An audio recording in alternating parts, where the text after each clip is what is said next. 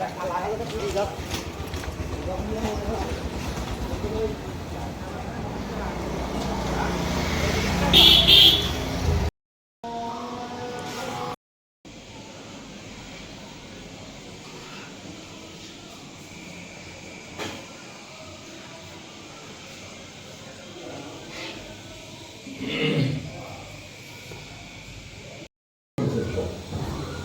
সবকিছু করার দরকার, এখন কিছুই হচ্ছে না। এই জন্য বললাম আমার একটা দূরভিসন্ধি আছে, দূরভিসন্ধির উপরে ভরসা করে আমি যে মেকানিক্স, আমি এরকম দায়িত্ব নিয়েছি, নেওয়ার পরে এই অবস্থায় এই পরিস্থিতি বিরাট করছে।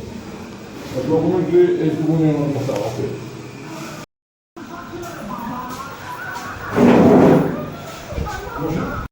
রবীন্দ্রনাথ সম্পর্কে জানার তো অনেক বিষয় আছে।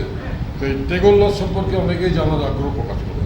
তো টেগোর লজ 1890 সালে উনি আসেন, এসে টেগোর লজটাকে উনি ব্যবসায়িক প্রতিষ্ঠান হিসেবে দেখেন। ওনার বাবা পাঠাইছিলেন যে ব্যবসাটা ভালো করে দেখেন, বিরাট ব্যবসা ছিল। তো উনি কয়েক বছর দেখছিলেন, দেখার পরে 10 বছর মতো উনি ছিলেন এখানে। তো এখানে আসতেন, মাঝে মধ্যে আসতেন, এসে ভালো মন্দ খেতেন, এক রুমে থাকতেন, হিসাব টিসাব নিতেন, আবার চলে যেতেন হয়তো শিলাইদহ অথবা কলকাতায়।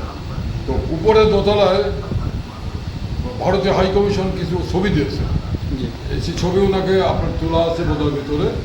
তো উপরে যে দোতলা, ওই দোতলা ফাঁকা জায়গাটা, তো গান্ধীজিকে উনি মহাত্মা উপাধি দেন উনি, রবীন্দ্রনাথ, এটা সবাই জানে।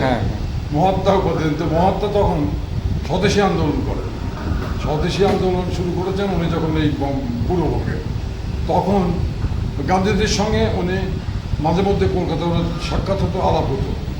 তো উনি যখন এইখানে সহযোগী আন্দোলনে সহযোগী হওয়ার জন্য উনি উপরতলায় কয়েকটা গান্ধীজির হাতের চরকা কাটা মেশিন, ছিউতের চরকা, এর কটা তাঁত বসিয়েছিলেন।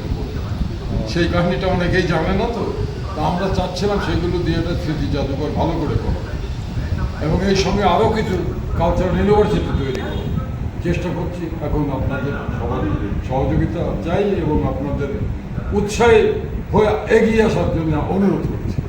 ধন্যবাদ।